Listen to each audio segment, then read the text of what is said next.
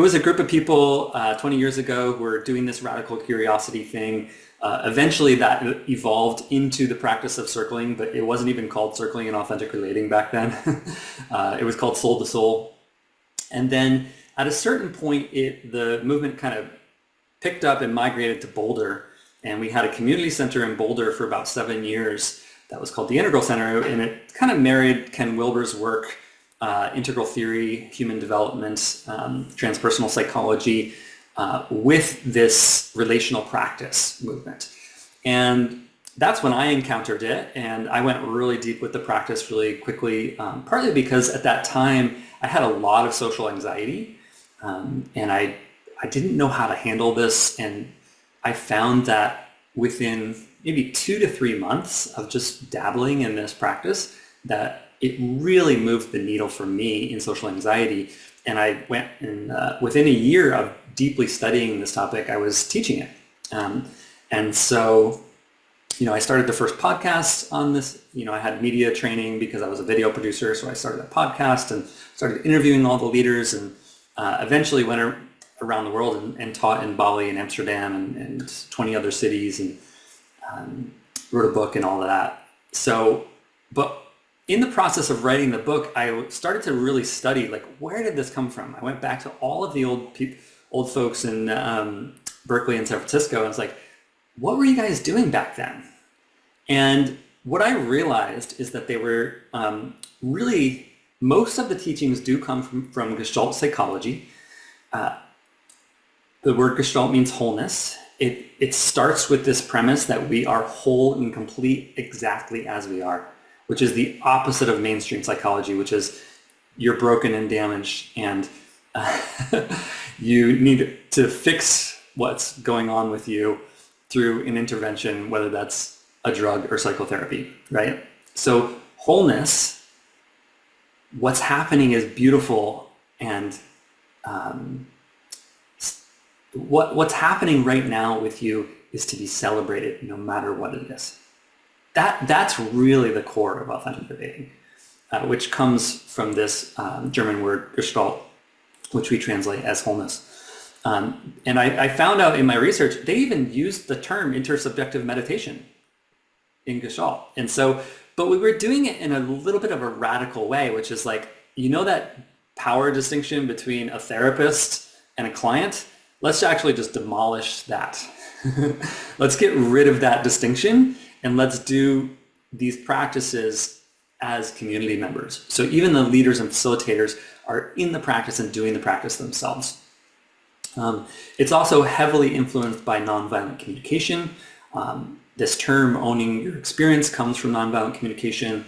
I really do believe that Marshall Rosenberg is an absolutely complete genius. He was doing his work 40 to 50 years ago.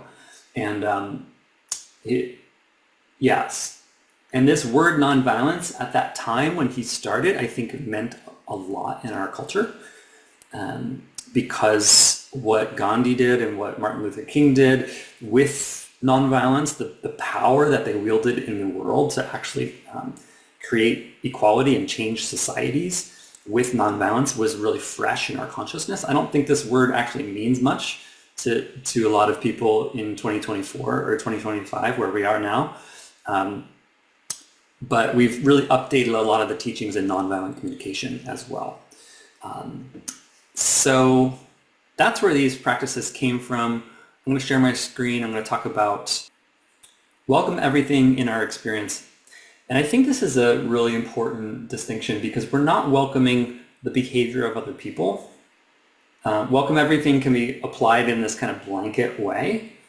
We're not welcoming even our own life situation. It's okay to change that, right? But inside of the practice, we're welcoming our interiors and our experience, because I think this is so powerful, because there's parts of us that feel like they've never been listened to. They just get shoved on the shelf and shoved to the side. And when we really begin to listen to these parts of us, it creates an environment where we can unfold and grow.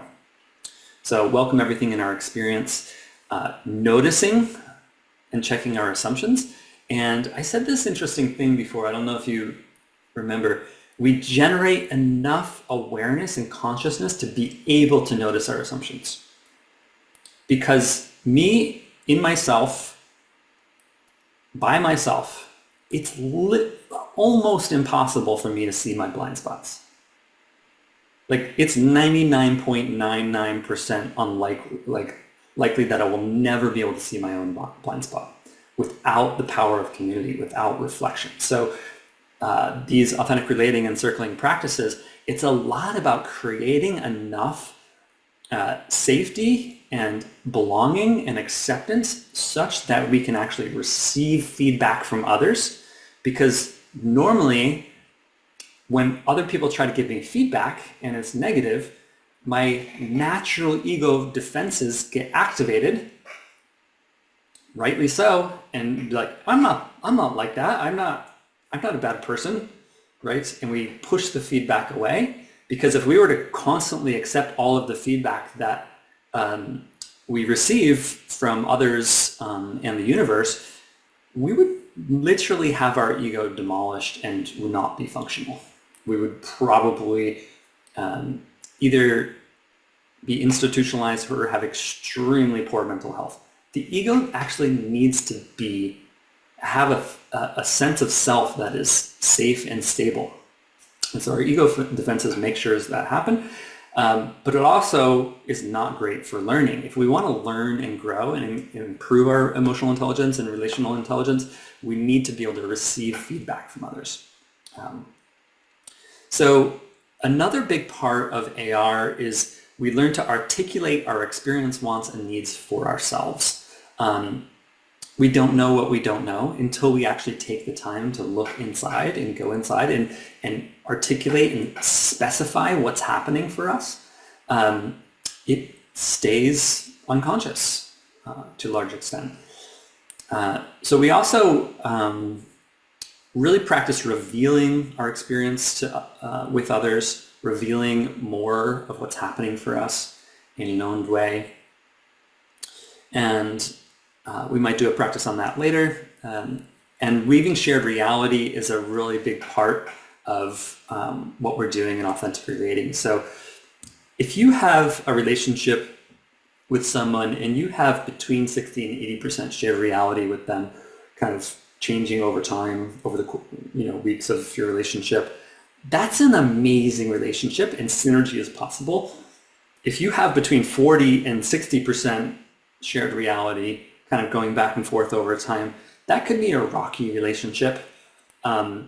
If you have between 20 and 40% shared reality with a colleague or a friend, this is an extremely painful relationship that probably needs to end. Because once the shared reality is below a certain amount, it's almost impossible to fix. And so really being able to share my stories about you, hear your stories about me, and then navigate to a place of more shared reality is what we're doing. And this is not an easy task. This is almost like a mastery level task that we really need all of the basic building blocks of authentic relating to begin to master this. And